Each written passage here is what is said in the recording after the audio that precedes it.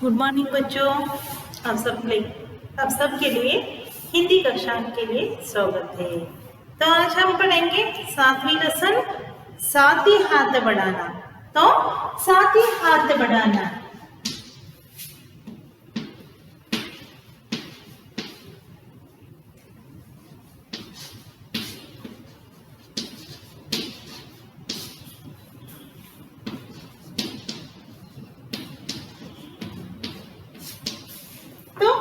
साथी हाथ बढ़ाना मतलब इसका अर्थ क्या है? साथी का अर्थ क्या है?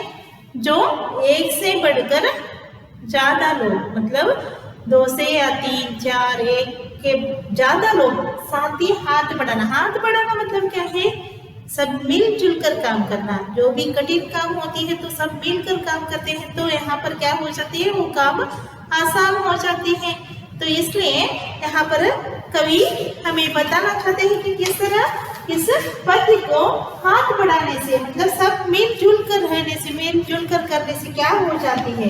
तो लेखक का नाम है साहिर लुधियानवी।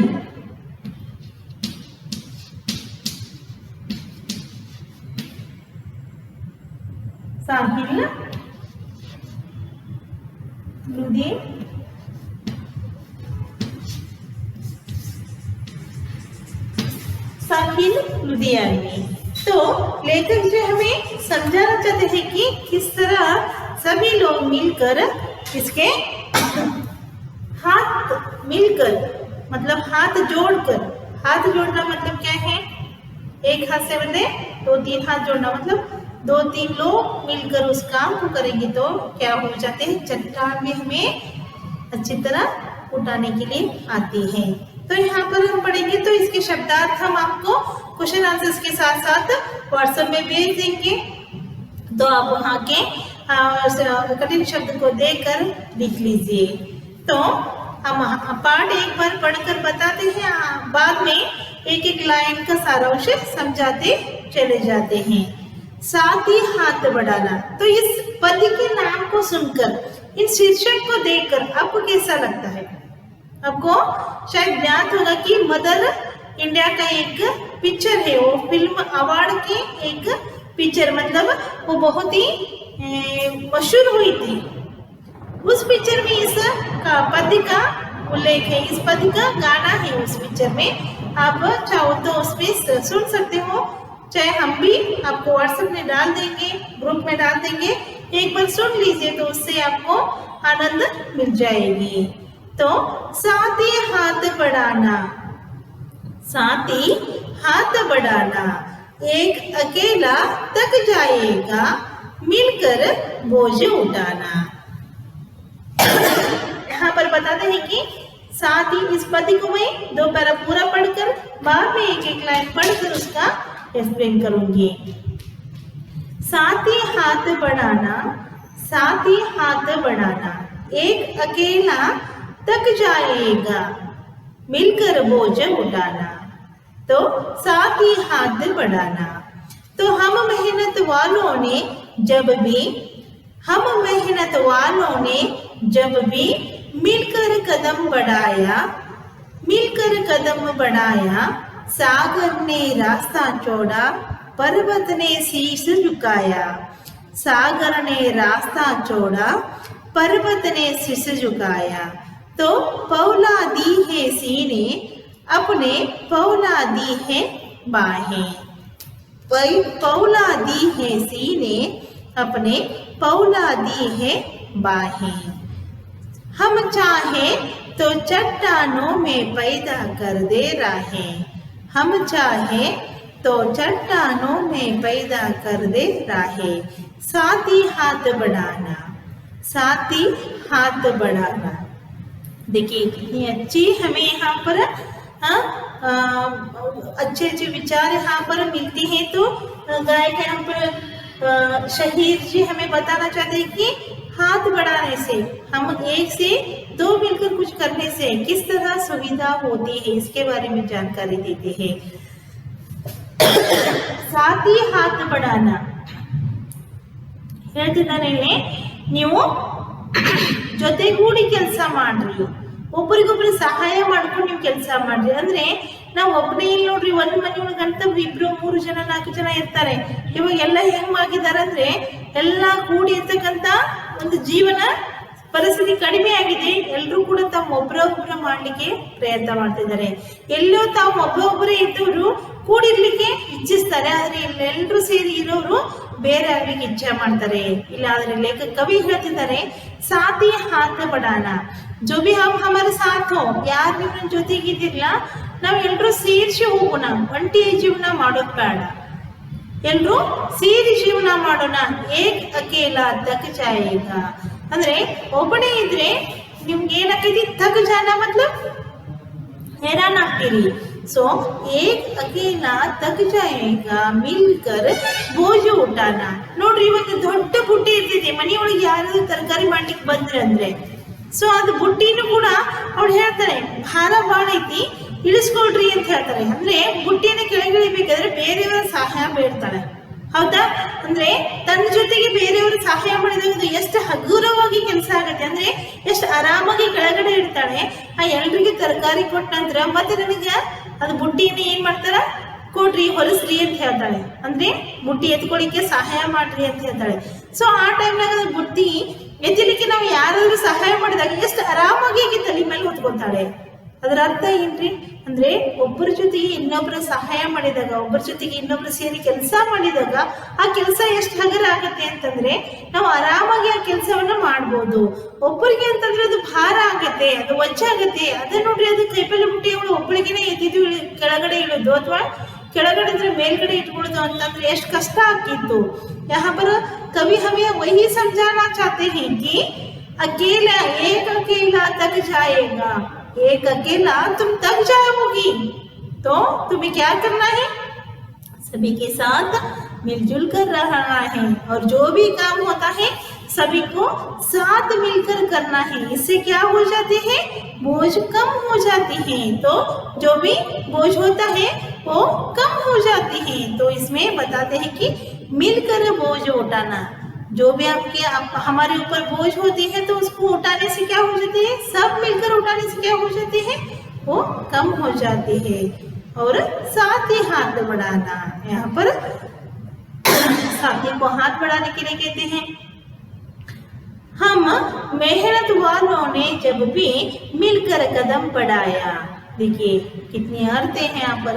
हम मेहनत वालों ने जब भी मिलकर कदम बढ़ाया, ನಾ ಯಾವಾಗ ಕಷ್ಟ ಪಡೋರು ಎಲ್ಲರೂ ಸೇರಿ ನಾವು ಏನ್ ಮಾಡಿದ್ವಿ, ಕೆಲಸ ಮಾಡ್ತಿದ್ದಾಗ ಯಾವ ರೀತಿ ಆಗತ್ತೆ ಅಂತಂದ್ರೆ सागर ने रास्ता छोड़ा पर्वत ने शीश झुकाया. देखिए सागर जो बहती रहती है, वो सागर बहने वाले सागर मुझे क्या करता है, रास्ता छोड़ते हैं. उतना ही नहीं, पर्वत हमें देखकर शीश झुकता है. शीश का मतलब है सर झुकना. ಅಂದ್ರೆ ಇಲ್ಲಿ ಹೇಳ್ತಾರೆ, ಕವಿ ಹೇಳ್ತಾರೆ, हम मेहनत वालों ने जब भी मिलकर कदम बढ़ाया. ನಾವು ಏನ್ ಕೆಲಸ ಮಾಡ್ಬೇಕಂತ ಹೇಳಿ ಇರ್ತಕ್ಕಂಥ ಉತ್ಸಾಹ ಏನ್ ನಮ್ಮಲ್ಲಿರುತ್ತೆ, ನಾವೇನ್ ಕೆಲಸ ಮಾಡ್ಬೇಕಂತ ನಾವು ಏನಿರ್ತೀವಲ್ಲ, ನಾವು ಕೆಲಸ ಮಾಡ್ತಾನೆ ಹೋದ್ರೆ ನಾವು ಎಲ್ಲರೂ ಸೇರಿ ಕೆಲಸ ಮಾಡ್ತಾ ಇದ್ದೀವಿ ಅಂದ್ರೆ ಏನಾಗತ್ತೆ, ಅಲ್ಲಿ ನದಿನೂ ಕೂಡ ನಮ್ಗೆ ರಸ್ತೆಯನ್ನು ಬಿಡುತ್ತೆ. ಅದರ ಅರ್ಥ ಏನು, ನದಿಯನ್ನು ಕೂಡ ನಾವು ಆರಾಮಾಗಿ ಪಾರ್ ಮಾಡ್ಕೊಂಡು ಹೋಗುದು. ನೋಡ್ರಿ, ಈಗ ನದಿ ಜೋರಾಗಿ ಬರ್ತಿರುತ್ತೆ, ಒಬ್ಬನೇ ಇದ್ರೆ ಕೊಚ್ಕೊಂಡು ತಗೊಂಡು ಹೋಗ್ಬಿಡುತ್ತೆ. ಹೌದಾ? ಅದ್ರ ಜೊತೆಗೆ ನಾವು ಒಂದ್ 10-6 ಜನ ಇದ್ರೆ ಏನ್ ಮಾಡ್ತೀವಿ, ಎಲ್ಲರೂ ಕೈ ಹಿಡ್ಕೊಂಡ್ಬಿಟ್ಟು ಒಬ್ಬರನ್ನೊಬ್ಬರ ಸೇಫ್ಟಿಯಾಗಿ ಅವ್ರನ್ನ ಸೇವ್ ಮಾಡ್ಕೊತೀವಿ. ಅದರ ಅರ್ಥ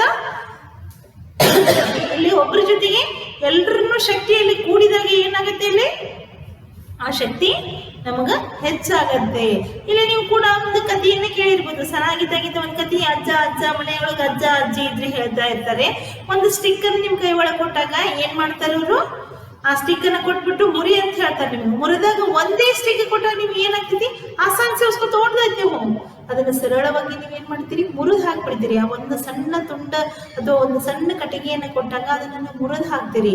ಆಮೇಲೆ ಏನ್ ಮಾಡ್ತಾರೆ ಅಂದ್ರೆ, ಇಲ್ಲಿ ಒಗ್ಗಟ್ಟಿನಿಂದ ಬಾಳ್ಬೇಕಾದ್ರೆ ಹೆಂಗ, ಒಂದು ಕತೆ ಹೇಳ್ತೀನಿ ಕೇಳ್ರಿ.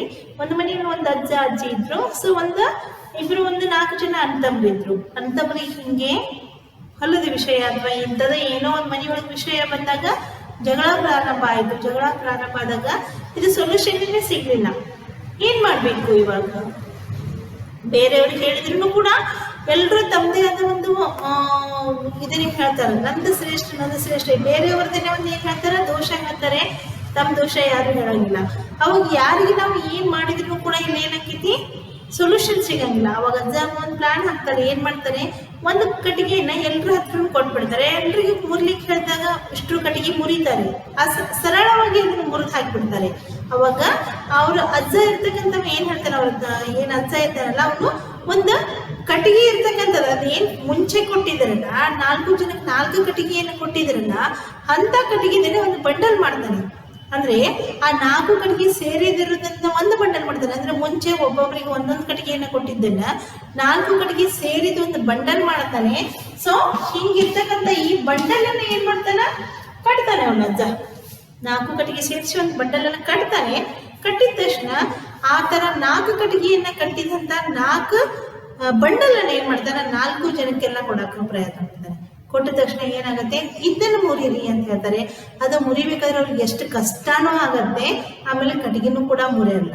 ಅವಾಗ ಅವ್ರಿಗೆಲ್ಲ ಏನಾಗುತ್ತೆ, ಇದೆಲ್ಲ ಯಾಕೆ ಮಾಡ್ಸಾಕತ್ತಿ ನಮ್ಮ ಕಡೆ ಅಂತ ಹೇಳ್ಬಿಟ್ಟು ಸಿಟ್ಟು ಬಂದ್ಬಿಟ್ಟು ಅವ್ರು 4 ಜನ ಮಕ್ಕಳು ಏನ್ ಮಾಡ್ತಾರೆ, ಅವರ ಅಜ್ಜನ್ ಕೇಳಿದಾಗ ಹೇಳ್ತಾರೆ, ಸೊ ಒಂದೊಂದು ಕಟ್ಟಿಗೆಯನ್ನು ನಿಮ್ಮ ಹತ್ರ ನಾನು ಕೊಟ್ಟಾಗ ಅಷ್ಟು ಸರಳವಾಗಿ ಅದನ್ನ ಮುರಿದು ಹಾಕಿದ್ರಿ.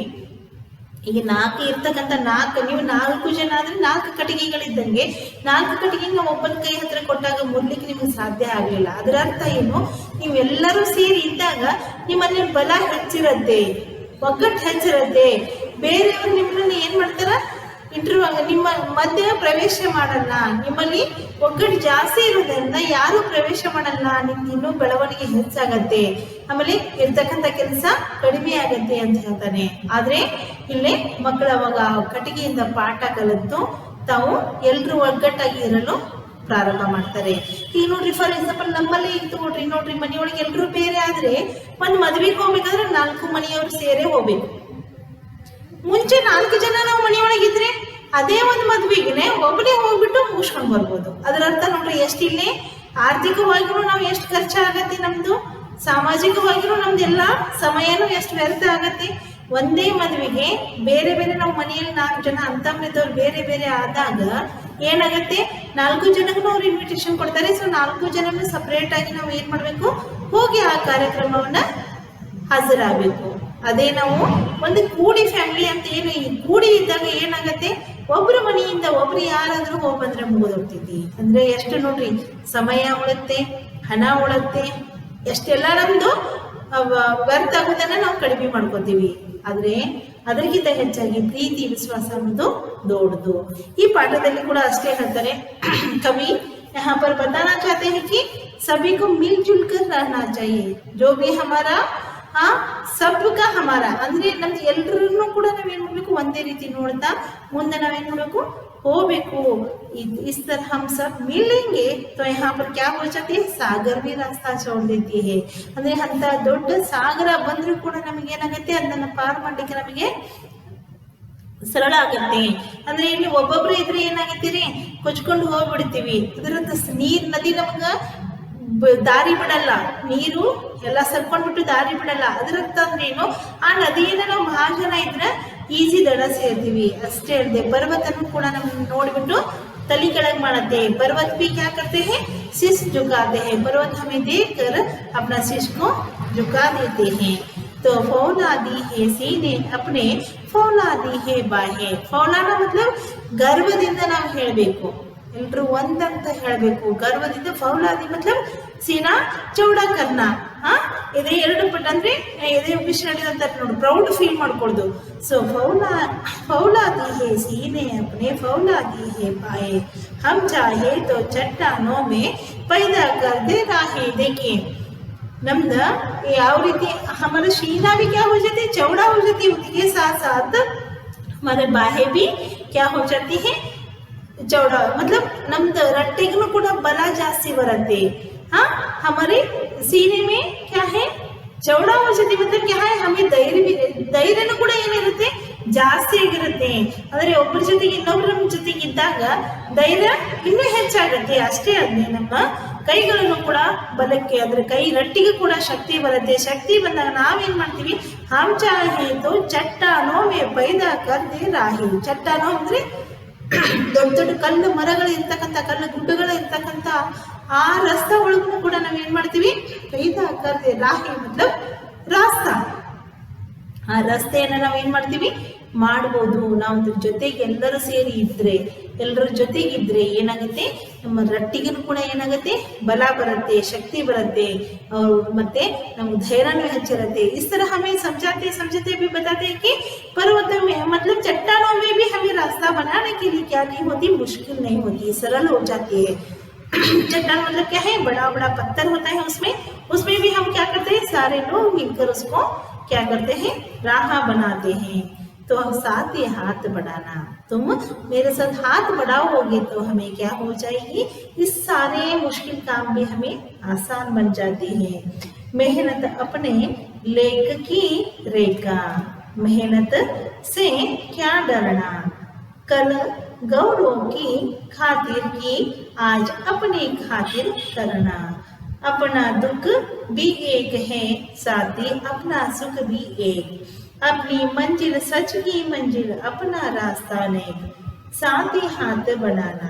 यहाँ पर कहना चाहते हैं कि मेहनत अपने लेख की रेखा, जो भी हम कायर नहीं बनना चाहिए, हमें क्या करना चाहिए, मेहनत मजदूरी करके हमें आगे बढ़ना चाहिए। उतना ही नहीं, मेहनत से क्या डरना, इसके अर्थ हमें समझाना चाहते हैं कि जिस तरह हम मेहनत करेंगे तो हमें क्या हो जाती है, आमदनी आती है, तो हम उसी से खुशी रह सकते हैं। तो उससे क्यों डरना है, ನಾವೇನು ತಪ್ಪು ಮಾಡಲ್ಲ, ದುಡುಕೊಂಡು ತಿಂತೀವಿ.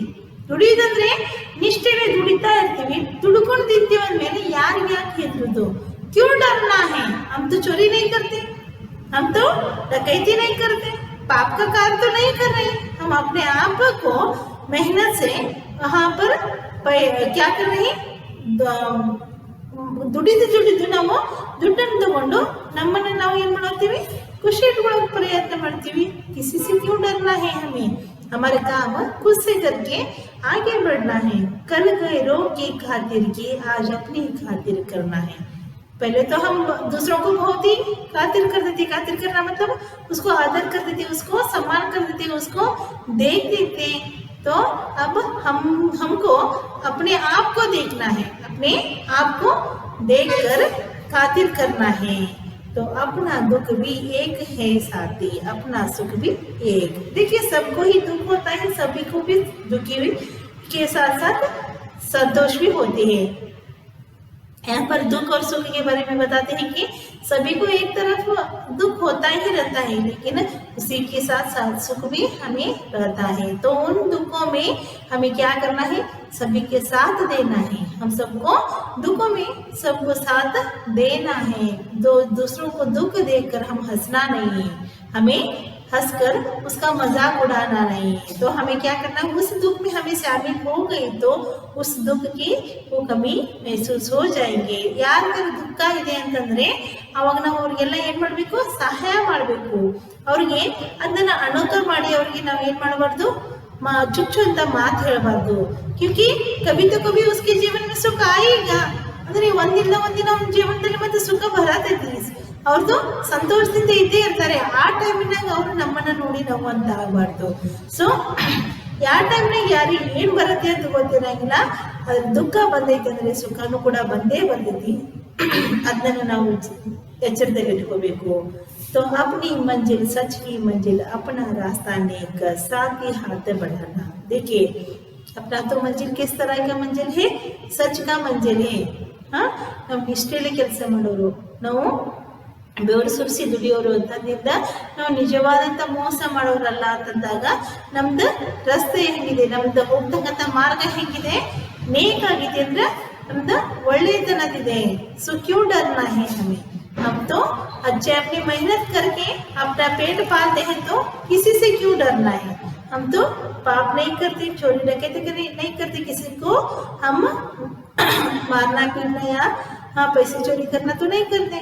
अपने आप को मेहनत करके ये यहाँ पर अपना पेट पालते हैं, तो हमारा रास्ता भी क्या हो जाती है, नेक हो जाती है तो हमारा रास्ता भी दुख आते हैं लेकिन उसके साथ साथ सुख भी हमारे जीवन में आते हैं, तो इस तरह बताना चाहते हैं।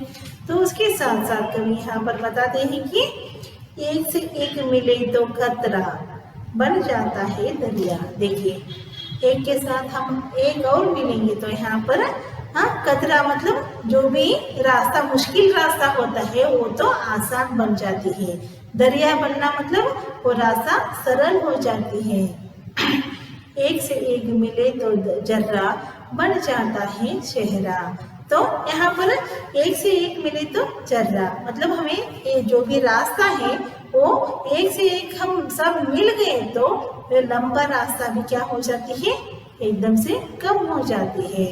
तो बन जाता है शहरा एक से एक मिले तो राई, बन जाता है सेहरा एक से एक मिले तो राई, बन सकती है पर्वत एक से एक मिले तो हिस्सा, बस मैं कर ले किस्मत साथी हाथ बढ़ाना। देखिए एक से एक मिले तो कतरा बन जाता है दरिया, हम सब मिलेंगे तो हम हाथ बढ़ाकर हमें मिलाएंगे तो ಎಲ್ಲರೂ ಒಟ್ಟಾಗಿ ನಾವು ಮಾಡಿದ್ರೆ कितना भी मुश्किल काम हो कितना भी कठिनाई हो वो तो हमें मार्ग सूझ ही जाता है, लेकिन एक से एक मिलने से हमें यहाँ पर जर्रा बन जाता है शहरा। देखिए इस तरह की जो कठिन मार्ग होती है तो हमें सरल आ जाती है। टोटली यहाँ पर करना क्या है, तो हम सब मिलकर जुल कर रहेंगे तो यहाँ पर सभी रास्ते भी सरल हो जाते हैं, उसके साथ साथ जो भी कठिनाइयाँ होती हैं वो भी सरल हो जाती है। उतना ही नहीं हमारा जीवन एक संतोषमय रहती है। तो यहाँ पर सभी को क्या करना है, एक से एक हाथ मिलाकर अपने कामों को करना चाहिए, अपने जीवन को बिताना चाहिए। तो इस तरह यहाँ पर बताना चाहते हैं कि इस गीत की किन पंक्तियों को तुम अपने आसपास की जिंदगी में घटते हुए देख सकते हो। देखिए यहाँ पर प्रश्न भी यहाँ पर पूछे कि इन पंक्तियों को ಅಂದ್ರೆ ಈ ಇರ್ತಕ್ಕಂತಹ ಪದ್ಯದಲ್ಲಿ ನೀವು ಈ ಘಟನೆಯನ್ನ ನಿನ್ನ ಹತ್ರ ಸುತ್ತಮುತ್ತ ಎಲ್ಲಿಯಾದ್ರೂ ನೋಡ್ತೀರಿನ ಅಂತಕ್ಕಂಥ ಪ್ರಶ್ನೆ ಇಲ್ಲೇ ಕೇಳಿದ್ದಾರೆ। ಸೊ सागर में रास्ता छोड़ा पर्वत ने शीश झुकाया, तो शाहिर ने ऐसा क्यों कहा। शायर मतलब यहाँ क्या है, लेखक जो कवि है, तो शाहिर ने ऐसा क्यों कहा लिखो। तो सागर ने रास्ता छोड़ा पर्वत ने शीश झुकाया, तो शायर ने इस तरह क्यों कहते हैं, क्योंकि सब मिलजुल कर रहेंगे तो यहाँ पर क्या हो जाती है, शक्ति बढ़ जाती है, हमारे अंदर जो भी शक्ति होती है तो बढ़ जाती है। तो हमारे सामने जो भी आने वाला होता है, ಈಗ ನೋಡ್ರಿ ಮನೆ ಒಳಗೆ 4 ಜನ ಚಲೋ ತಂಗ್ಲಟ್ಟ ಗಂಡ್ಮಕ್ಳು ಇದ್ರಂದ್ರೆ ಯಾರು ನಮ್ಮ ಮನೆ ಸುತ್ತ ಹೊಸವರಿಗೆ ಬರಂಗಿಲ್ರಿ। ಅದೇ ಒಬ್ಬೊಬ್ಬರೇ ಇದ್ದೀವಿ ಅಂದ್ರೆ ಏನ್ ಮಾಡ್ತಾರ, ನೋಡು ನಡ್ರಿ ಅಂತ ಬರ್ತಾರೆ। ಅದರರ್ಥ ಅಂದ್ರೆ ಒಬ್ಬರಿಗಿಂತ ಇಬ್ರು ಹೆಚ್ಚಿಗೆ ಇದ್ದಷ್ಟು ನಮ್ಗೆ ಎಲ್ಲಾ ರೀತಿಯಲ್ಲೂ ಕೂಡ ಏನಿದೆ, ಶಕ್ತಿಯನ್ನ ಪ್ರದರ್ಶನ ಮಾಡ್ಲಿಕ್ಕೆ अनुकूल है। यहाँ पर जो भी काम बनता है तो वो काम सरल से बन जाती है। तो यहाँ पर इस पद का यही तात्पर्य है कि हमें सब मिलजुल कर रहना चाहिए। मिलजुल कर रहने से जो भी कठिनाई आती है वो सरल हो जाती है। जो भी ये क्या है, जो भी देखो यहाँ पर बोझ भी क्या हो जाती है, कम हो जाती है। जो भी बोझ हमने बताया कि सब ऊपर घर में 4-5 लोग रहेंगे तो एक तो खेती के लिए करते हैं, तो एक ऊपर का करते हैं, तो एक एक सभी अपने अपने कामों को क्या करते हैं, डिवाइड करके करेंगे तो यहाँ पर बर्डन नहीं होती। तो अकेला रहेंगे तो क्या करते हैं, ಒಬ್ಬರೇ ಇದ್ರೆ ಮನೆ ಒಳಗೆ ನೋಡ್ರಿ ಮಕ್ಕಳದ ಸಾಲಿ ನೋಡ್ಬೇಕು, ಮನೆ ಫೀ ಬ್ಯಾಂಕಿಗೆ ಹೋಗಿ ಬರ್ರಿ, ಹೊಲದ ನೋಡ್ಕೊಂಡು ಬರ್ರಿ, ಅಥವಾ ಆಫೀಸ್ಗೆ ಹೋಗಿದ್ರೆ ಆಫೀಸ್ ಡ್ಯೂಟಿ ಮಾಡಬೇಕು, ಅಥವಾ ಲೈಟ್ ಬಿಲ್ ಕಟ್ರಿ, ಅದನ್ನ ಮಾಡ್ರಿ, ಇದನ್ನ ಮಾಡ್ರಿ, ಸಂತೆ ಆಯ್ತು, ಇದು ಆಯ್ತು ಅಂತ ಎಷ್ಟೆಲ್ಲ ಜವಾಬ್ದಾರಿ ನಾವು ತಲೆ ಮೇಲೆ ಇಟ್ಕೊಂಡು ಓಡಾಡಬೇಕು। ಸೊ बहुत लोग रहते थे तो क्या हो जाते हैं, उसमें डिवाइड हो जाती है। तो सभी को एक एक काम दे देते थे, सभी को बर्डन नहीं होता। तो यहाँ पर क्या ಒಟ್ಟಾರೆ ಹೇಳೋದಂತಂದ್ರೆ ಎಲ್ಲರೂ ಕೂಡಿ ಇರೋದ್ರಿಂದ ನಮ್ಗೆ ಎಲ್ಲ ತರದ್ದು ಒಳಿತಾಗತ್ತೆ, ಚೆನ್ನಾಗಿರುತ್ತೆ, ಕೆಲಸನೂ ಕೂಡ ವಜ್ಜಾಗಲ್ಲ, ಆಮೇಲೆ ಎಂಥದೇ ಕಷ್ಟಗಳು ಬಂದರೂ ಕೂಡ ಬೇಗ ನಿವಾರಣೆ ಆಗತ್ತೆ ಅಂತಕ್ಕಂಥದ್ದನ್ನ ಇಲ್ಲಿ ಕವಿ ಹೇಳಿಕೆ ಇಚ್ಛೆ ಮಾಡಿದ್ದಾನೆ। तो सभी को साथ ही हाथ बढ़ाने इस पद को आप सुनिए और एंजॉय कीजिए। मैं भी इस साथ ही हाथ बढ़ाने इस पार्ट को सेंड करूँगी ग्रुप में, और क्वेश्चन आंसर्स भी सेंड करूँगी। इसकी जो भी कठिन शब्द है उसको भी मैं सेंड करूँगी। Okay bye.